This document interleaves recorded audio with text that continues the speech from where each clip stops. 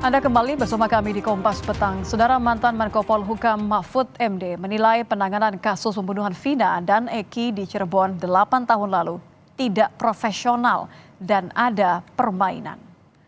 Mantan Menko Polhukam Mahfud MD menyoroti penyidik polisi yang menghilangkan 2 buron dalam daftar pencarian orang. Padahal DPO ini sudah masuk dalam dakwaan jaksa hingga putusan hakim di pengadilan. Mahfud MD menilai ada permainan sehingga proses hukum dalam kasus ini tidak dilakukan secara profesional oleh polisi.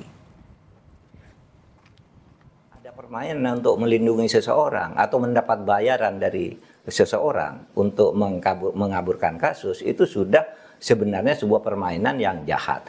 Nah, saya cenderung ini lebih dari unprofesional. Ya, ada permainan. Yang 2 orang yang buron ini kok sekarang dibilang dulu salah sebut. Mana ada orang sudah nyelidiki lama kok salah sebut ketika sebegitu profesional harusnya tiba-tiba alasannya gitu, salah sebut sehingga lalu dianggap tidak ada tuh, hanya satu, hanya Peggy itu pun diragukan. Ini tingkat polisinya nih tidak benar. Bukan soal ini kejahatan. Wakil Ketua Komisi 3 DPR Habibur Rahman menanggapi pernyataan Mahfud soal penanganan kasus pembunuhan Vina Eki yang dinilai tidak ditangani secara profesional. Habib menegaskan kasus hukum tidak boleh ditangani berdasarkan asumsi. Jika ditemukan bukti baru, Habib merekomendasikan untuk melakukan upaya hukum melalui peninjauan kembali. Kalau toh memang ada perkembangan, ada bukti-bukti baru, kan ada namanya peninjauan kembali. Silahkan saja ditempuh. Selama ini, sejauh ini kan sudah ada putusan-putusan yang berkekuatan hukum.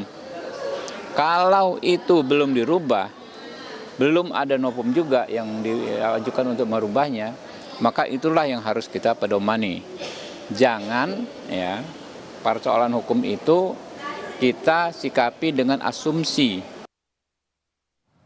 Tim kuasa hukum Peggy Setiawan mendatangi kantor Komisi Yudisial di Senen, Jakarta Pusat, Rabu siang. Kedatangan tim kuasa hukum untuk meminta Komisi Yudisial turun langsung mengawasi sidang pra-peradilan terhadap Peggy Setiawan agar berjalan adil. Tim kuasa hukum menilai banyak pelanggaran dalam penahanan Peggy di kasus Vina. Mulai dari alat bukti yang dinilai kurang kuat hingga perpanjangan masa penahanan Peggy yang tidak diberikan ke tim kuasa hukum.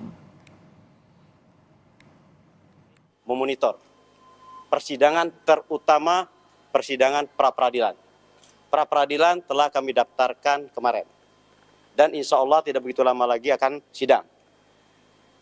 Kebetulan sekarang pimpinan daripada Komisi Yudisial sedang keluar daerah semua.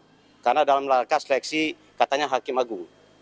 Mau ada informasi begitu, tapi surat kami sudah masuk. Apapun namanya, walaupun pimpinan sedang ini keluar, tetap untuk pengawasan tetap harus ada dari sini. Penahanan Peggy Setiawan ini habisnya seharusnya tanggal 10. Sampai sekarang surat penahanan tidak diberikan ke kami. Perpanjangan penahanan tidak diberikan ke kami. Mantan Menko Polhukam Mahfud MD menilai penanganan kasus Vina tidak profesional, ada permainan untuk melindungi seseorang. Lantas bagaimana penanganan proses hukum saat ini sudah berjalan sesuai dengan prosedur? Kita akan bahas bersama kuasa hukum Peggy Setiawan, Tony RM, dan pengamat kepolisian ISES Bambang Rukminto. Selamat petang Bapak-Bapak, Pak Tony, Pak Bambang. Selamat petang, Mbak Lydia. Selamat petang. Saya ingin ke Pak Tony terlebih dahulu. Pak, klien Anda, Peggy, diperiksa lagi hari ini. Apa yang didalami polisi kali ini? Ya, hari ini ada informasi mendadak dari Kanit yang menangani perkara ini, yaitu ada pemeriksaan tambahan katanya. Sehingga tim kami, tim penasihat hukum Peggy Setiawan, langsung dari Cirebon ya datang ke Polda Jawa Barat, Bandung untuk mendampingi pemeriksaan. Dan mulai 2:30 itu sudah dilakukan pemeriksaan, sampai sekarang masih berlangsung. Apa yang digali kalau begitu? Pemeriksaan tambahan. Apa yang berusaha digali Pak Tony kali ini, apa yang berbeda? Ya, informasi yang saya dapat dari tim yang mendampingi pemeriksaan, ya karena saya tidak mendampingi, tadi baru saja saya telepon. Ini seputar akun medsos atau akun Facebooknya Peggy Setiawan. Ada dua kemungkinan, karena begini, yang namanya penyidik dalam melakukan pemeriksaan terhadap tersangka pasti mencari alat bukti atau barang bukti sekuat mungkin agar dalilnya bahwa Peggy Setiawan melakukan tindak pidana itu. Anda maksudnya didukung bagian dengan dari pencarian alat bukti? Iya, pasti. Walaupun di media sosial itu pasti tujuannya adalah mencari ya, kelemahan, pasti. Akan tetapi ya, kami juga meminta kepada penyidik yang harus fair. Artinya ya, yang dilihat, yang diamati di media sosial yang menyatakan atau yang menunjukkan bahwa Peggy Setiawan dalam kurun waktu dari mulai bulan April, Mei ya sampai terus terjadinya peristiwa pidana ada di Bandung, itu juga harusnya dituangkan juga dalam berita acara pemeriksaan sehingga fair, kan begitu. Oke, ini menarik, saya ingin ke Pak Bambang. Pak Bambang, kalau bicara mengenai bukti, ada banyak pihak kemudian mempertanyakan ini seakan-akan penetapan tersangka Peggy Setiawan seakan minim bukti, padahal kan ini merupakan fondasi yang satu-satunya fondasi yang kemudian sangat kuat begitu.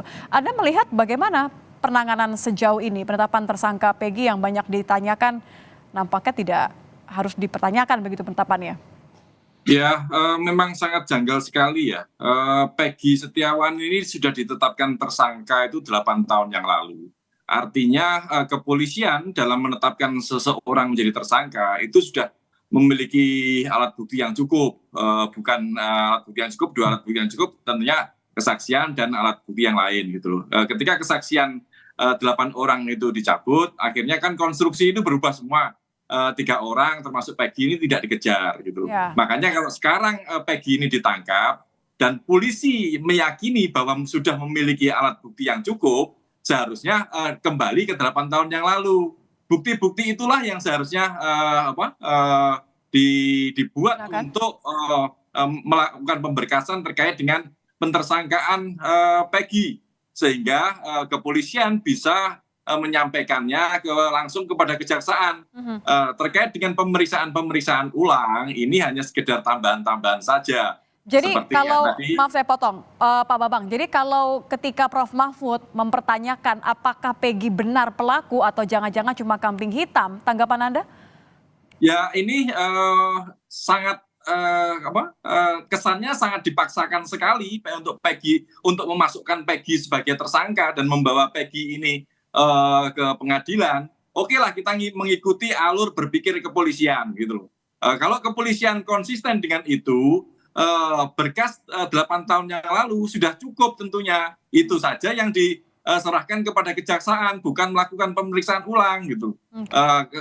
Tadi juga sempat disampaikan bahwa Peggy ini juga akan dites melalui lie detector misalnya. Ini juga tidak memberikan dampak apa-apa selain hanya sekedar menjadi alat intimidasi pada Peggy. Ini akan mengulang kesalahan-kesalahan lagi. Makanya jangan dipaksa-paksakan lah kalau untuk menetapkan seseorang itu menjadi tersangka. Gitu. Makanya kalau kemudian Profesor Mahfud tadi menyampaikan bahwa ini untuk mengaburkan pelaku yang lain, itu bisa mungkin terjadi. Gitu. Makanya kepolisian memaksakan kehendak dengan menetapkan 11 orang tersangka itu. Saya ingin kembali ke Pak Tony, pendapat dari seorang mantan Menko Polhukam begitu keras menyebut bahwa ada permainan seakan melindungi seseorang dan klien Anda ini bukan pelaku sebenarnya, hanya kambing hitam. Anda melihatnya seperti apa, Pak Tony? Wah, saya hormat sama Pak Mahfud. Pak Mahfud itu orang jujur, orang berani yang kami tahu selama ini, termasuk Pak Bambang juga saya sependapat tadi. Jadi begini, saya kuatkan karena saya langsung praktek, langsung mengamati putusan pengadilan ya atas nama 8 terdakwa itu ya 11 pelaku ya 8 terdakwa, ada 3 DPO. 3 DPO itu Andi, Dani dan Peggy alias Peron ya. Kemudian setelah rame viral ditindaklanjuti oleh Polda Jawa Barat dengan menetapkan daftar pencarian orang Andi, Dani, dan Peggy alias Peron. Saya fokus ke Peggy alias Peron dengan ciri-ciri ya, rambutnya keriting, tinggalnya di Banjarwangun, umurnya 22 pada saat 2016 dan 2024 umurnya 30 tahun ya. Kemudian yang ditangkap ini rambutnya tidak keriting. Ya. Oke, jadi ciri-cirinya memang jauh dari klien Anda ya? Beda, tinggalnya di Kebongbongan, bukan di Banjarwangun. Artinya ini beda Peggy alias Peron yang ditetapkan DPO oleh Polda dengan yang ditangkap. Masa si Polda ya menetapkan seseorang menjadi DPO, masa asal-asalan ciri-cirinya? Jangan jadi penyidik lagi ya, karena dibayar oleh negara itu kalau asal-asalan. Kan gitu. Nah, jadi udah jelas ini Bu Peggy Setiawan bukanlah Peggy alias Peron. Oke. Jadi ini salah tangkap ini ya. Tim Anda Ditambah mengupayakan lagi banyak langkah, Pak Tony. Satunya adalah meminta penyidik memberikan BAP, kemudian juga penangguhan penahanan, dan juga pra-peradilan. Sejauh ini berarti dari semua langkah yang coba Anda lihat, bagaimana respon dari kepolisian? Ya, penangguhan penahanan tentu karena penyidik ini ngotot bahwa Peggy Setiawan, ya klien kami adalah pelaku, sehingga sampai saat ini juga belum direspon untuk penangguhan penahanan. Untuk pra-peradilan tentu karena penyidik suruh transparan saja alat bukti apa yang dimiliki sehingga klien kami ditetapkan sebagai tersangka. Petunjuk apa karena DPO-nya Peggy alias Peron dalam putusan, yang ditangkap Peggy Setiawan, apa petunjuknya sehingga klien kami ditetapkan sebagai tersangka. Kami ingin tahu, karena tidak diberitahu, maka kami buat ke pra-peradilan. Itu. Oke, saya kembali ke Pak Bambang. Pak Bambang, jadi kalau misalnya tentu saja klien Pak Tony pasti akan membela klien ya, melihat dari segala sesuatu hal tidak dipenuhi kepolisian. Tapi saya ingin kembali ke Pak Bambang. Pak Bambang, Anda melihat salah satu pernyataan Pak Mahfud adalah bahwa selain DPO tadi, bahwa ada kesan permainan melindungi seseorang dalam kasus ini. Apa yang seharusnya menjadi fokus? Apalagi kan ada desakan untuk kemudian tim pencari fakta di sini. Saya setuju ya terkait dengan upaya membentuk tim pencari fakta. Karena kasus ini sudah 8 tahun, tentu TKP juga sudah sangat berubah, kemudian daya ingat saksi-saksi juga tentu akan bias. Makanya tim pencari fakta ini penting untuk meluruskan dan menjaga citra kepolisian, karena dalam kasus ini citra kepolisian jelas habis gitu loh, tersiok-siok lagi sama seperti kasus Sambo kemarin gitu. Makanya tim pencari fakta ini harus benar-benar bisa bekerja secara independen. Kalau hanya sekedar